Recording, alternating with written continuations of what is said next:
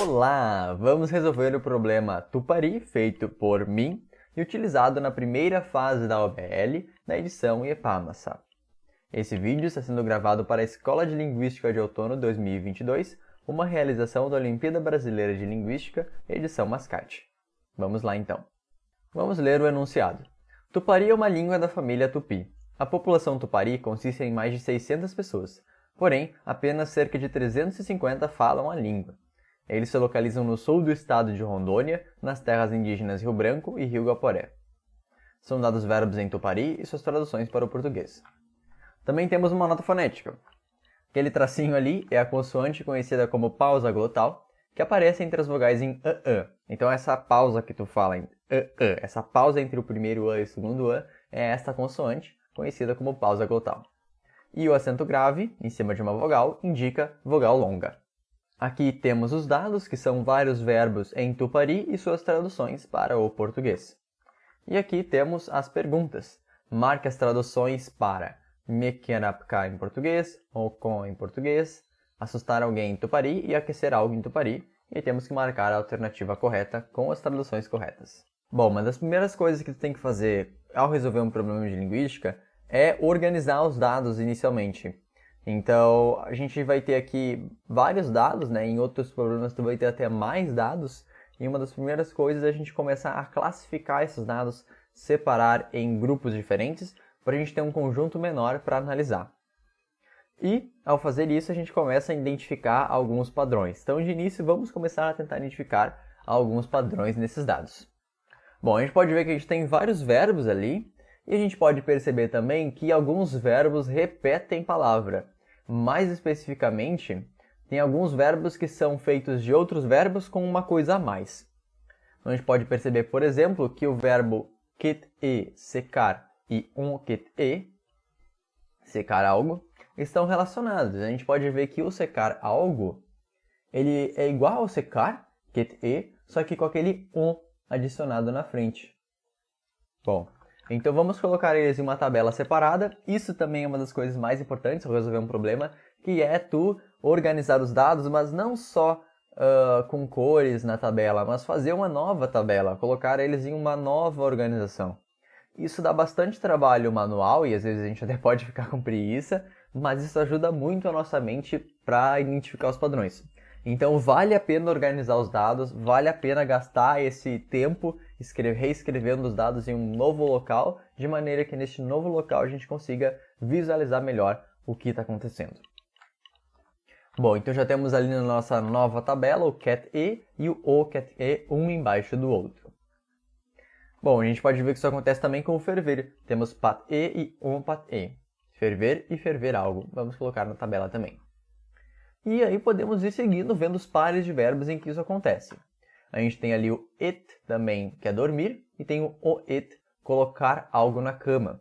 Perceba que agora não aconteceu só o secar algo, né? Não é dormir algo, né? É colocar algo na cama.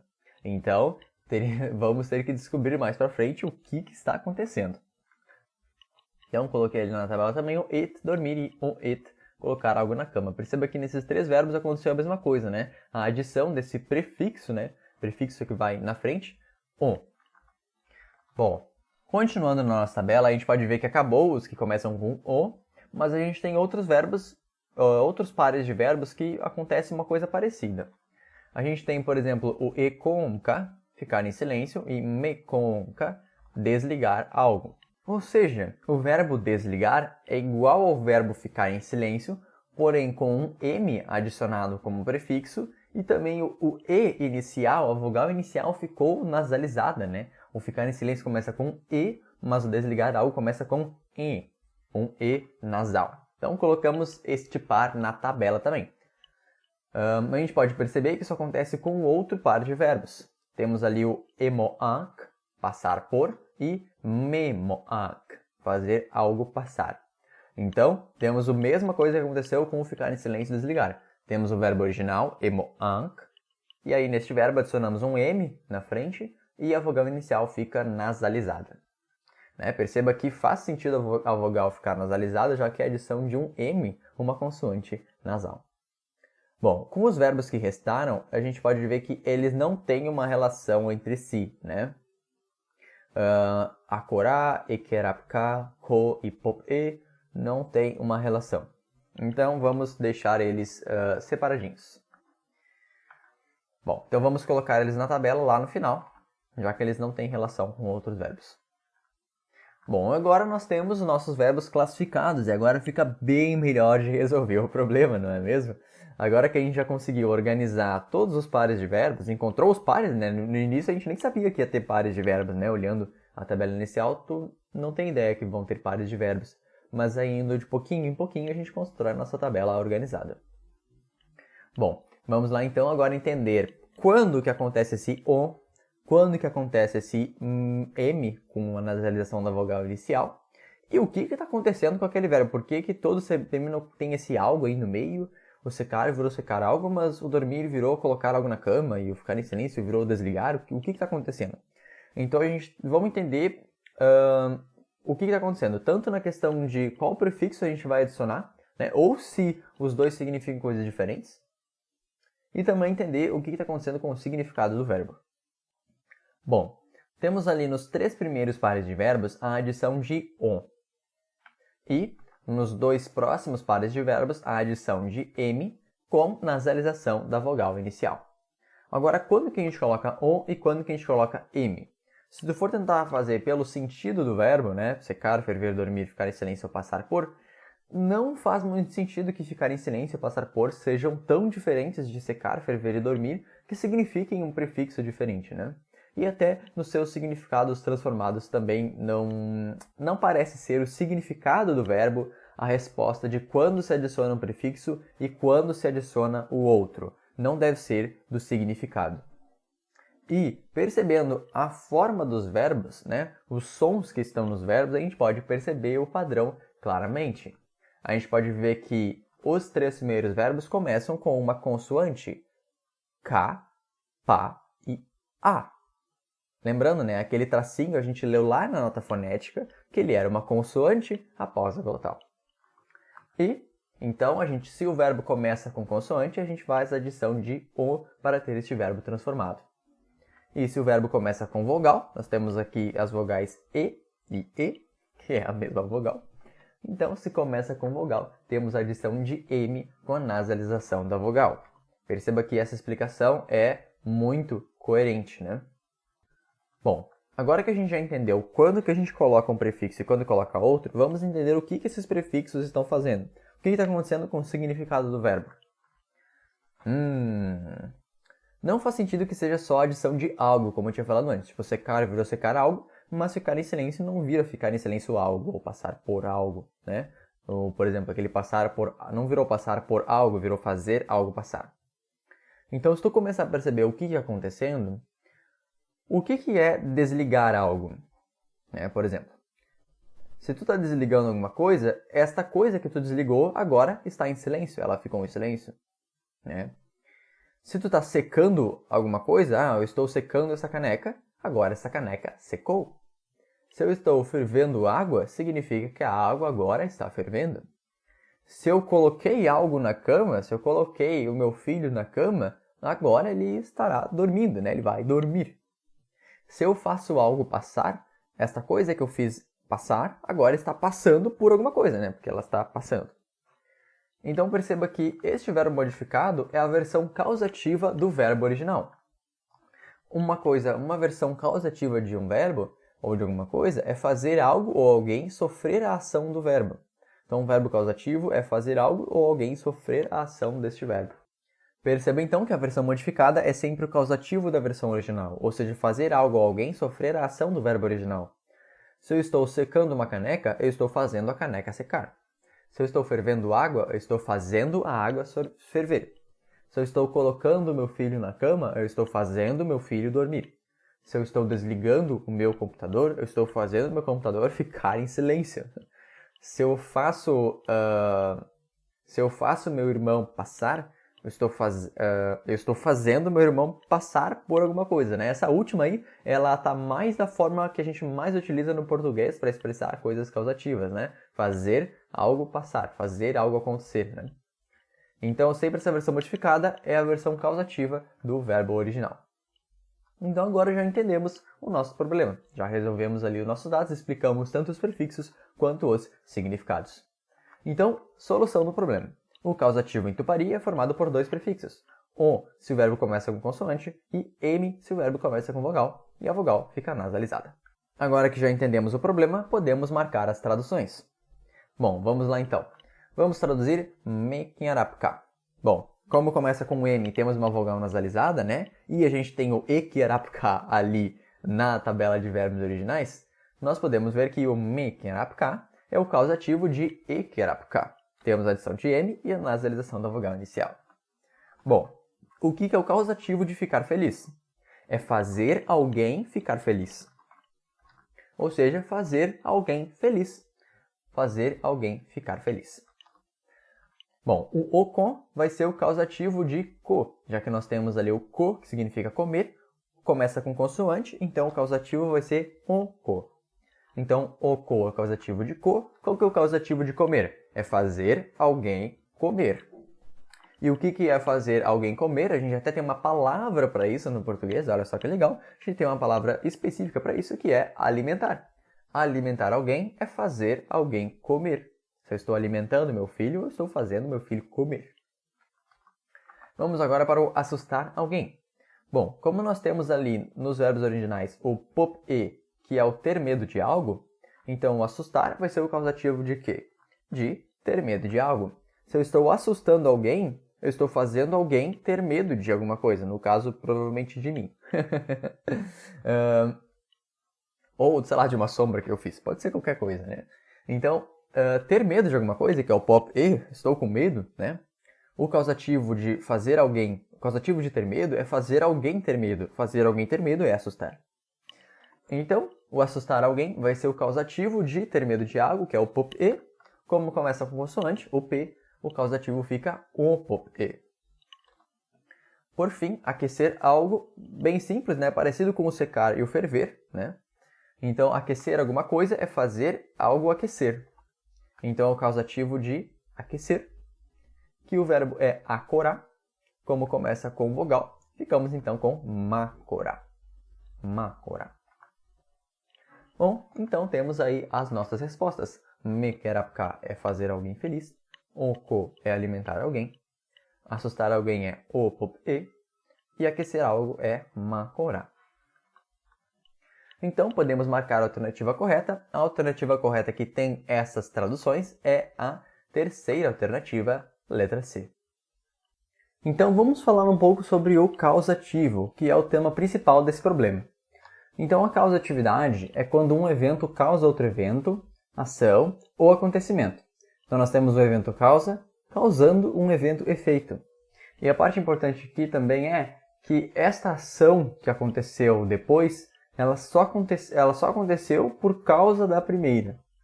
Então, perceba que a última ação não ocorreria sem o primeiro. Ou seja, o último evento não ocorreria sem o primeiro evento. Então, nós temos de exemplos, eu fiz João sair e o barulho acordou o garoto. Então, eu fiz João sair, qual que é o evento efeito? O João sair, o João saiu. Então, isto foi causado por mim, né? E eu fiz isso acontecer. Então, nós temos eu causando a saída do João. Perceba que não faz sentido isso acontecer, eu causar a saída do João e o João não sair. Então, se eu falar, eu fiz João sair, mas o João não saiu, fica uma frase contraditória, né? Fica até esquisito. Então, perceba que existe uma ação causando outra ação. No segundo caso, nós temos o barulho acordou o garoto. Então, o barulho fez o garoto acordar, né? O evento efeito seria o garoto acordar. Perceba que é uma ação, um evento, acontecimento, né?